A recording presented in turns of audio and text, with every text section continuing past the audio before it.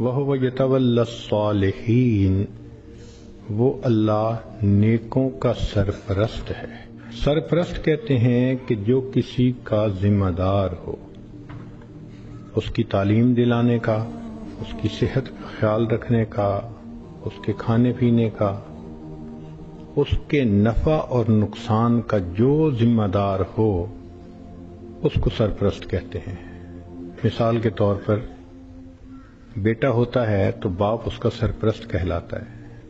کئی مرتبہ باپ فوت ہو جائے تو یا دادا اس کو سرپرستی میں لے لیتا ہے یا چچا سرپرستی میں لے لیتا ہے، مگر سرپرست وہی ہوتا ہے جو اس کی ہر چیز کا ریسپانسیبل ہو۔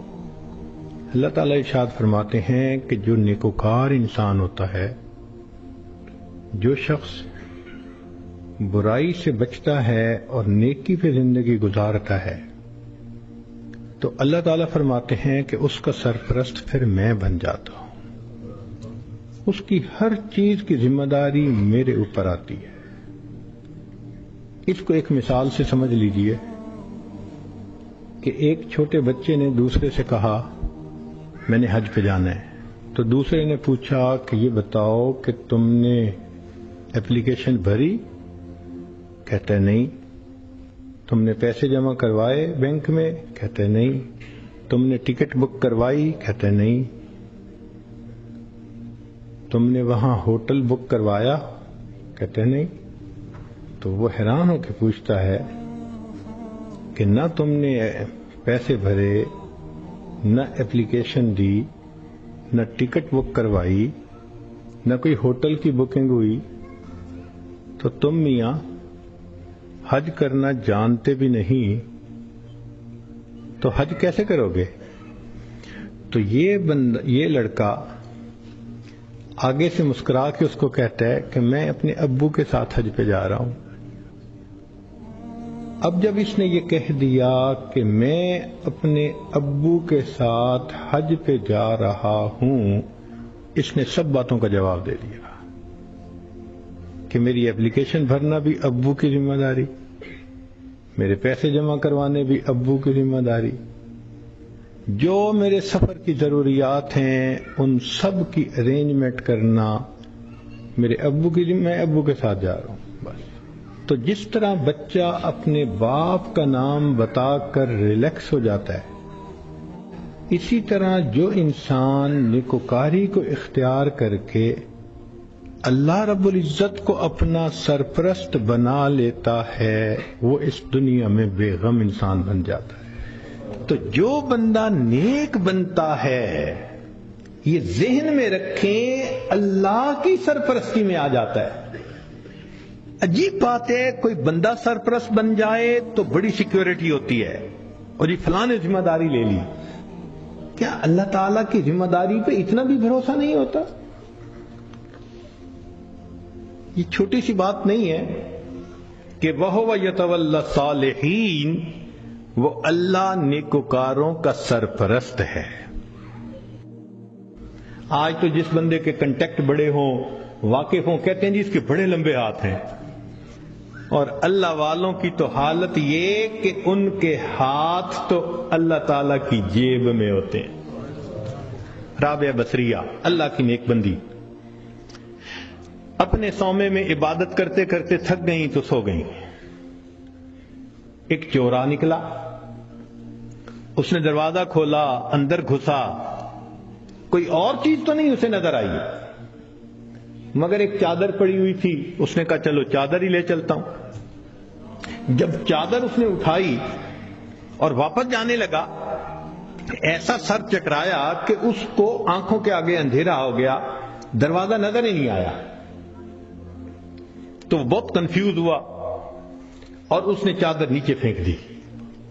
جیسے ہی نیچے پھینکی، دروازہ نظر آیا، تو اب اس پہ نا خوف طاری ہو گیا اور وہ باہر نکلنے لگا۔ جیسے باہر نکلنے لگا، ایک آواز آئی، اگر ایک دوست سویا ہوا ہے تو دوسرا دوست جاگتا ہے۔ ہم گناہ کر کر کے اپنے آپ کو اللہ کی سرپرستی سے نکال دیتے ہیں، اور جب سرپرستی سے نکل جاتے ہیں اللہ حال پہ چھوڑ دیتے ہیں، جاؤ تم جانو تمہارا کام جانے، ہماری تو مانتے نہیں۔ پھر شیطان ہمیں بہکاتا ہے، لوگ بھی دھوکے دیتے ہیں، امیدیں توڑتے ہیں، بندہ دنیا میں دھکے ہی کھاتا پھرتا ہے۔ ہم سے زیادہ کون پاگل ہوگا کہ جس کے ساتھ اتنا بڑا اللہ نے وعدہ کر لیا اور ہم اس وعدے سے فائدہ نہیں اٹھا پا رہے؟ ایک بچہ بھی ہم سے زیادہ عقل مند کہلائے گا۔ کیوں ہم پریشانیوں کی زندگیوں میں پڑ گئے ہیں؟ اس لیے کہ نفس کی خواہشات پوری کرتے ہیں۔ تو نفس کی خواہشات پوری کر کے، گناہ کر کے اللہ کی سرپرستی میں نکل جانا، یہ کہاں کی عقل مندی ہے؟ تو راستے زندگی گزارنے کے دو ہیں، ایک ہے نیکوکاری کا راستہ، ایک ہے بدکاری کا راستہ، منمانی کا راستہ۔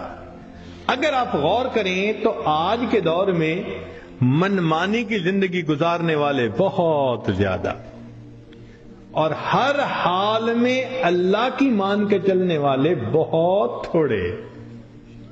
نتیجہ کیا ہے؟ مسائل حل نہیں ہو رہے، پریشانیاں بڑھتی جا رہی ہیں، ادھر ذلت ادھر ذلت، ادھر پریشانی ادھر پریشانی۔ اس کی وجہ یہ ہے کہ ہم نے اپنے آپ کو اللہ کی سرپرستی میں دیا ہی نہیں ہے۔ اگر دے دیتے تو دنیا میں اللہ ہمارے تمام غموں کے لیے کافی ہو جاتے۔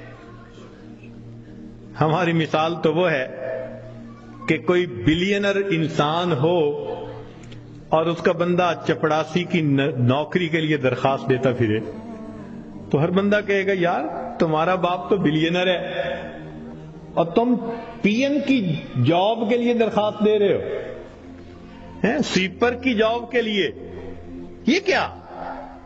وہی حال ہے۔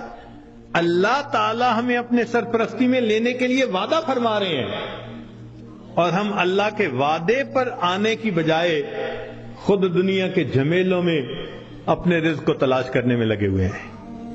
اور جب تک ہم اللہ کی سرپرستی میں نہیں آئیں گے ہماری پریشانیاں ختم نہیں ہوں گی۔ ہم نے دنیا میں دیکھا ہے پرائی بکری کو کوئی گھاس نہیں ڈالتا۔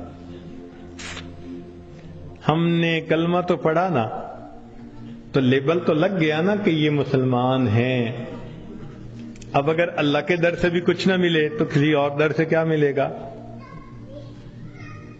بلکہ ہم نے تو دیکھا ہے کہ جس کتے کے گلے میں پٹے کا نشان ہو نا، اس کو ہر کوئی دھتکار دیتا ہے، جائے اپنے مالک کے دروازے سے کھائے۔ بالکل ہمارا یہی حال ہے، جدھر رخ کرتے ہیں ہمیں دھتکارا جاتا ہے، جاؤ اپنے رب سے مانگو جا کے۔ اور رب سے مانگنے کے لیے نیک ہم بن نہیں رہے، تو ہمارے پاس کوئی دوسری آپشن نہیں سوائے اس کے کہ زندگیوں کو بدلیں، نیکی پہ آئیں، اللہ تعالی ہمیں اپنی سرپرستی میں لے لیں، پھر اللہ تعالی ہمارے الٹے کاموں کو بھی سیدھا کر دیں گے، ہماری پریشانیوں کو اللہ ختم فرما دیں گے۔ زندگی گزارنے کا اس سے بہتر کوئی دوسرا راستہ نہیں ہو سکتا۔